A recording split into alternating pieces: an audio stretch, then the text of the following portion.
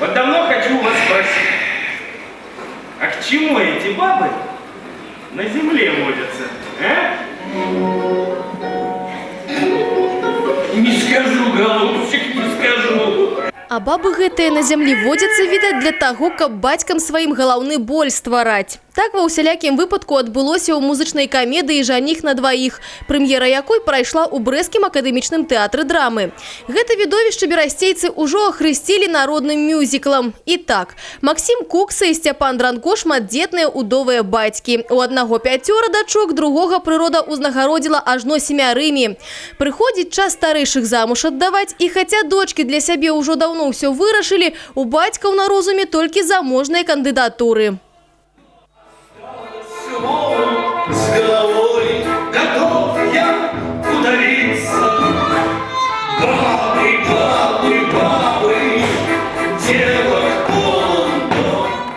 Акцёры кажуць, за апошнія 20 гадоў нічога падобнага ў тэатры не ставілася. Рэжысёр Александр Козак, як заўсёды, не пралічыў з матэрыялам, і п'еса «У дурнях засталіся», напісаная Маркам Крапіўніцкім ажно ў 1875 годзе, была вельмі горача прынятая гледачамі. На сцэну адначасова выходзіць да 30 акцёраў. Для стварэння атмасферы свята быў запрошаны калектыў харэаграфічнай школы, прычым ажно 3 составы. А таксама кампазітар і харэограф, якія, не саромеючыся, выціскалі з акцёраў усе сокі.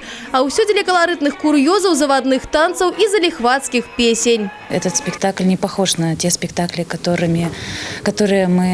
которыми мы работаем в обычное время, так сказать, потому что театр драматический, а тут надо было осваивать элементы музыкального театра, музыкального и танцевального театра. Мы нарочито ушли от, скажем, указательного, так сказать, пальца в отношении, скажем так, географической национальной принадлежности.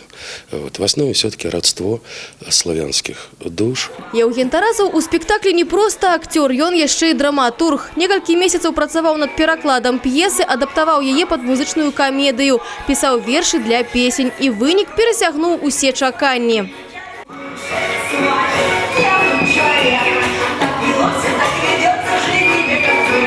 Михаил Мятліцкі радуецца. Па-за сцэнай дачок у яго не 5, а 1, і тая пазбавіла тату невясёлай долі ладзіць яе асабістае жыццё. Выбар зрабіла самастойна, і зоркі сышліся, як уласна, і над спектаклем. Здесь часто бывали украинские театры. Они очень много привозили своего национального репертуара, показывали здесь. И зритель ходил на ура, были битком забиты залы. И мне кажется, что вот эта попытка сегодня где-то воскресить такого порядка драматургию, она имеет право на существование. Мне кажется, что у этого спектакля будет долгая жизнь. Любовь придает сердцу силы, и жизнь наполняет весной. Тетяна Болтут, Сергей Матвейчук, Александр Воронин, телерадиокомпания «Брест».